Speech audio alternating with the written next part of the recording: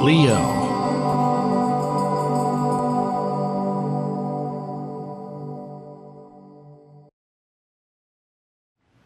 Hello everyone, it's great to see you, and the channel here is new, so I'm going to have to ask you to resubscribe so I can get these videos to your inbox.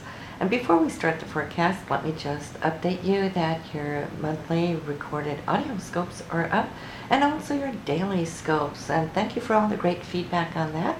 It is for a limited time free for you to go listen every single day, so just go to the website here and you can see what is up on a daily basis. Let's go to your forecasts. Hello Leo, good to see you, and this is your November forecast for 2013, and this month you are cruising straight through the fourth house of the essence of who you are. It's the base, the foundation of who you are, and it's going to be intense in the sense that the sun is moving through the sign of Scorpio, and this is what you have in your home environment. So for you, you know, privacy is important. The way you situate your home is very private, and it's beautiful. It's your sanctuary. It's got a spiritual feel to it. And this month I see how you're going to be reflecting a whole lot on your past. And this is because Mercury now is cruising through this area, which is allowing you to spend a little bit more time in your own space here, and reflecting on what was up with that in the past. You know, there's unfinished business that's going to keep returning, come back into mind. It's a psychic house like the 4th, 8th, and 12th are. So it's more a lot of like intuiting, feeling, sensing, swirling in your way of thinking, in attempting to kind of grasp what a few issues of the unresolved was all about and why. You know, these questions may find their answer, so don't give up on it. But that will let up here after the 11th. You might also have some issues coming up with home and family related matters that need to be attended to because of the retrograde. That also would, in that case, surface before the 11th, and then it should start letting up and letting go. We have Venus, 5th house for love and relationships. So many of you might be out and about. Some of you might have found a new love interest. And Venus here is really happy in this house because she's cruising through the 5th house, which is ruled by your sign, Leo. So she's happy-go-lucky. She's out and about. It's going through the sign of Sagittarius, which is a sister sign of yours. So I see sparks flying, and it would have already here from end of October or mid-October if I go back, and going through the sign of Sagittarius, which then again for you is all about laughing. Okay, you're going to laugh a lot. You have laughed a lot here in October, in spite of topsy-turvy energies there, especially in the beginning of the month of October was for a lot of people.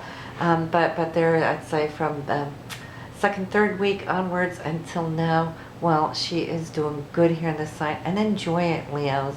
Enjoy it until the 5th, because then she's moving out of this area and into something that's much more practical and dogmatic, which is into the 6th house. Day-to-day routine, you might feel that, you know, playtime is over and need to get back to work, okay, which you will. And then she's going to be streamlining so much more of your daily practical do's and don'ts, and also your health might be, you know, much more pinpointed. Great time to have any kind of doctor checkup or even surgery needed or made is a great time for it too. So yeah, and then we have Venus meeting up with Pluto, another very intense day, which will be here on the 14th. A lot of passion, a lot of love here. And also other romantic dates for you, Leo, will be on the 7th and the 8th. This is when Neptune and Mercury and Venus get together in a sextile. So it's not just about sensing, feeling, experiencing that joy, that love, that magic that Neptune can give you, but it's also communicating it, okay? If you're sensing it, if you're feeling it, don't hold back. Let your partner know. That's what Mercury is going to do. It's going to communicate it, because that partner pretty much probably wants to hear it just as much as you want to hear that they can communicate these words of sweetness to you as well. It's a very spiritual energy. Now the physical intensity and passionate, that will be more on the 14th. So we have this new moon on the 3rd. It is in your 4th house for home, environment, the past. The intentions for this eclipse moon, which, you know, all new moons are powerful, but when we have an eclipse new moon, it's even stronger. So just as we're putting intentions for new intentions, there's also something leaving. Whatever needs to go, well, let it go. That's what eclipses, they come around, they help us to give that kick in the butt. We may have known it for a long time that I need to do this or that, or let go of this and that, and we don't. Just because we're human beings and we kind of like hang on to the old security blanket. Eclipses help us let go, and it's only because it knows what's coming up ahead and wanting to bring in newness to you. So pay attention to what is eclipsed out of your life here on this day. So the 3rd for the new moon, you got the full moon on the 17th coming in here, and for you that will be in your 10th house for career. So you might harvest something and feel that this day is illuminated in this area. Whatever that will bring you, you will see when you get there. But it should be something on a practical note, something that you worked for, something that you deserve. And it could be some good credentials coming your way, since it is in this area of career. Then we have Neptune going direct on the 13th. So if you feel that some of your inspiration has dried up a little bit, Leo, you know, it is cruising your 8th house. Well, you know, you'll see how that's going to start blossoming again as it turns direct on the 13th. Just don't expect too much too soon. It takes time to pick up speed because it's such a slow planet. It's way out there. And especially when it's been retrograde and it turns, it's going to take time to kind of pick up momentum and move ahead. And so that's okay. But at least she's starting to work with you. And she works very, very well on the subtle energies, on the subconscious energies. It's more like the interdimensional self energies that, or frequencies, excuse me, that will come into play and inspire you.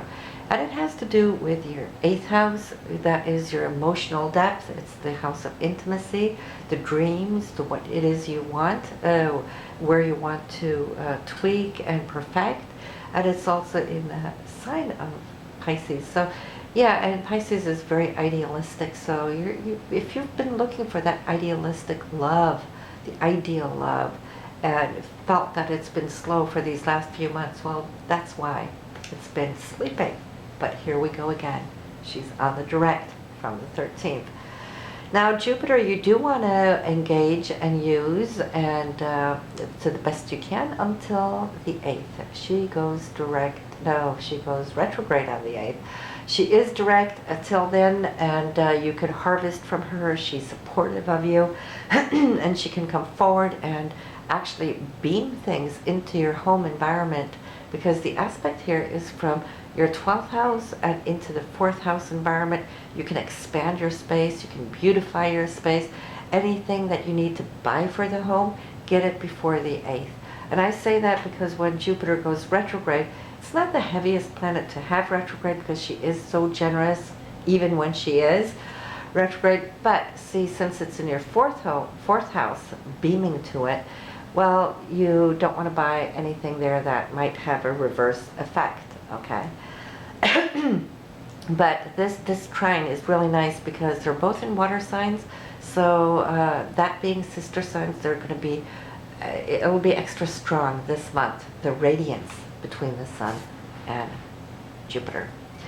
You have a very important discussion coming up on the 9th. This is Mars, action, goals, moving ahead, right along, and Saturn being the authority, whether it's a supervisor, boss, it could be a husband, it could be a father, it could be a grandfather figure, whatever that is for you. I see whatever this is for you, it looks like it is financial, where you might have this communication of balancing up something. Maybe you're going to need some extra money towards your living area, your property. You might get a loan on that day, which will really look out well for you. If you're investing in a home, it's a great time for it. Okay, Mars in your second house for income. This is where your focus is going to be in November. How you can tweak it, how you can improve it, how you can expand this area by thinking differently, maybe outside of the box too. But if you are applying for a loan, if you are applying for a grant or anything, this would be the day to have it, and this is on the 9th. This is when the two are sextile, followed by Jupiter and the Sun in that trine, which is the luckiest day of the month on the 12th. So there's a few days here between the talk or you seeking a loan until it could be granted very quickly. There's only 3 days between, because you will get some good news on some issue here on the 12th. Then we have Venus and Jupiter, another day to mark on your chart, which is on the 19th. Venus here in Sagittarius, Jupiter there in no, excuse me, Venus has moved into Capricorn. So Venus in Capricorn and Jupiter in Cancer. So they're opposed to one another. But even though they are in opposition, they're both so beautiful planets. They don't really have a lot of negative energy with them. It might slow things down a little bit if one is retrograde, like Jupiter will be. But yeah, for you, this is between your 12th and your 6th house. So this is a day where you really want to pay attention to your health. You know, make sure that you're up with what you need to do for it. You know, look over your minerals, your supplements and so forth. Diets and workouts might come into the picture. And also you going to do what you've been wanting to do for a long time. That might be as simple as going to, you know, get yourself a massage or get some acupuncture or something that really can soothe your spirit. Maybe you will start a yoga class or a meditation class. Whatever it is that can balance these energies for you, this would be the day to look at it, and it will probably come up all on its own. And so yes, that was the 19th, and then we have the Sun moving into Sagittarius, and it will be leaving this area of the 4th house. It's going to go into the fun house of the 5th solar house of yours for joy, happiness, creativity, expansion, love. Also, so you might, you know, if you haven't met somebody, once again, this is a good time to meet new people, new mates. And for those of you already in a relationship, well, you know, this is going to be a wonderful month just to experience, to express, and have fun together. Quality time together is what you can experience here throughout this coming month. Then we have on the 30th, the Sun and Uranus in a wonderful aspect. That the Sun is you, and Uranus is, you know, all those things that are new in our life, original, authentic, breaking into new, untraditional, unconventional sides, you know, so you might birth this side of you here on the 30th. For you, it is between your 5th house and 9th house. So that might just be you signing up for a new class, like a new dance class. That's experience that new you, a new facet. Maybe some of you will start dancing tango, definitely a new aspect. Some of you will sign up for maybe painting or a music class, whatever it is. It might even be a university class. But in that, I see that it is something that's going to lift your spirit towards new horizons, because this is where you have Uranus up there in that 9th house. This is where you're expanding your field of experience and insights and knowledge too. So this is pretty much what we have for you. You got that full moon in the 10th house, as I said, the new moon in the 4th house. Be aware of those 2 dates. It's November 3rd for the eclipse. It is November 17th for the full moon. And you should be good to go, Leo. Do listen to your moon and rising sign just to get a little bit extra in there to see what's coming up for you.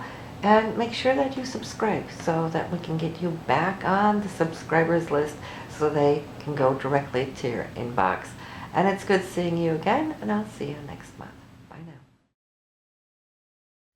Okay, so let me walk you through how you're going to find your daily scopes and how to listen to them, download them. It's actually very simple. You go up here to the address bar and you type in zeitgeist.com. That is the home page. When it comes up, you go to your daily scopes right there, and you'll see you have your daily scopes right here. Now the ones that are activated, you will see that they are a little darker here in pink, and I add in as we go along. And these are free. It's a promotion until November 15th. So what you want to do, say you want to go to the 12th, well, you click on the 12th here on this page, and up comes here, and you will see on the right hand side the daily scopes right here, and you just go to your free download now. And you can check out other dates too if you want to go back in time, and if something special happened, well, go check that out, you know, and see what happened that day. But say you want to download here October 11th, you go to free download. It will take you right here. You put in your email address. I'll put mine here. You go submit, and here is your daily scope right here. It'll say download, and it will download directly to you. You open up with your default player. I have Windows Media Player. Click OK. Up comes your file, and you will be able to listen to it immediately. It's just waiting here as it's uploading that file. And why is it taking a little bit? Let me just do that again. Open. There we go.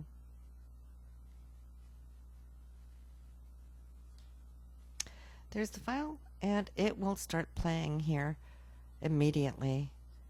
And you can just listen through it, and it goes. They're probably mainly between 5 to 8 minutes. This one here is 5 minutes, but yeah. So you can listen to it, you can go back, you can listen to another date, you can come back every day. It is a free thing for right now, and if you would like to share this with your friends, go ahead and send them this link that I have here on Daily Scopes. I made a mini URL here, and you can just copy and paste this, oops, right there, and send that to your friends, and I will see you next month.